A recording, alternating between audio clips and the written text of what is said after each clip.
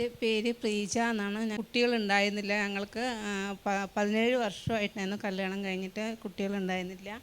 അങ്ങനെയാണ് ഞാൻ യേശുവിൻ്റെ അടുത്തേക്ക് വരുന്നത്. നമ്മുടെ അവിടുത്തെ ഒരാൾ ക്രിസ്ത്യൻസ് പറഞ്ഞിട്ടാണ് വന്നത്.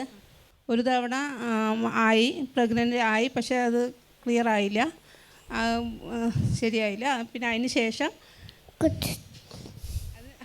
ശേഷം ഞാൻ ഒരു പ്രാവശ്യം ഇവിടെ അച്ഛൻ കുർബാന ചെല്ലുമ്പോഴും എൻ്റെ കണ്ണിൽ കൂടെ ഇങ്ങനെ വെള്ളം ഇങ്ങനെ വന്നുകൊണ്ടേ ഇരിക്കുകയായിരുന്നു. ഫുൾ ടൈം ഇങ്ങനെ കരഞ്ഞുകൊണ്ടേ ഇരുന്ന് ലാസ്റ്റ് നിമിഷം വരെയും കരഞ്ഞു. ഞാൻ പ്രാർത്ഥിച്ചൊന്നും എനിക്ക് സാധിച്ചില്ല, കരഞ്ഞുകൊണ്ടേ ഇരുന്നു. അതിനുശേഷം ഞാൻ എറണാകുളത്ത് സബൈൻ ഹോസ്പിറ്റലിൽ പോയി ട്രീറ്റ്മെൻറ്റ് ചെയ്തു. ആ മാസം തന്നെ പ്രഗ്നൻ്റായി. അവിടെ തന്നെ ഇരുന്ന് പ്രസവിച്ചതിന് ശേഷമാണ് ഞാൻ ഇങ്ങോട്ട് വന്നത്.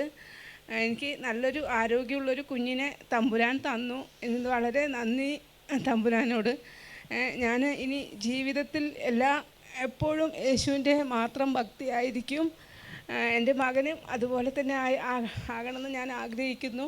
യേശു എനിക്ക് ഇത്രയും വർഷങ്ങൾക്ക് ശേഷം 40ാമത്തെ വയസ്സിൽ ഒരു കുഞ്ഞ് ജനിപ്പിച്ച് തന്നതിൽ വളരെ സന്തോഷം. യേശുവിന് നന്ദിയും കടപ്പാടും ഞാൻ എന്നും എപ്പോഴും എനിക്കുണ്ടാകുമെന്ന് ഞാൻ പറയുന്നു. ഹല്ലേലൂയ. 17 വർഷമായിട്ട് വിവാഹം കഴിഞ്ഞിട്ട് മക്കളില്ലാതിരുന്നു. കഴിഞ്ഞ വർഷം വന്ന് ഇവിടെ പ്രാർത്ഥിച്ചു. ആ പ്രാർത്ഥനയിൽ മുഴുവൻ നേരവും കരഞ്ഞു പ്രാർത്ഥിച്ചു. ഒരാൾ കരയുമ്പോൾ അവൻ്റെ ആത്മാവ് ദൈവത്തിൻ്റെ സന്നദ്ധിയിൽ നെടുവീർപ്പിട്ട് പ്രാർത്ഥിച്ചുകൊണ്ടിരിക്കുക. അതുകൊണ്ട് അച്ഛൻ പറയണ കരയാൻ നിങ്ങൾ കരഞ്ഞോ, കാരണം നമ്മുടെ നെടുവീർപ്പുകൾ പ്രാർത്ഥനയായിട്ട് ദൈവത്തിൻ്റെ സന്നദ്ധിയിലേക്ക് ഉയരും.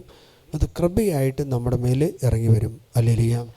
ഹോസിയ 14:7 നമ്മൾ കാണുന്നുണ്ട്, നീ ബെഡിൽ ചെന്ന് കരയാതെ നീ എൻ്റെ സന്നദ്ധിയിൽ വന്ന് കരയുക. നിങ്ങൾക്ക് ബുദ്ധിമുട്ട് വരുമ്പോൾ കർത്താവിൻ്റെ നാമം വിളിച്ച് കരയുക.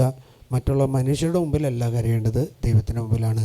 ആ പ്രാർത്ഥന കേട്ടു. ഒരു കൊച്ചിനെ നൽകി, ഒരു ആൺകൊച്ചിനെ നൽകി കർത്താവ് അനുഗ്രഹിച്ചു.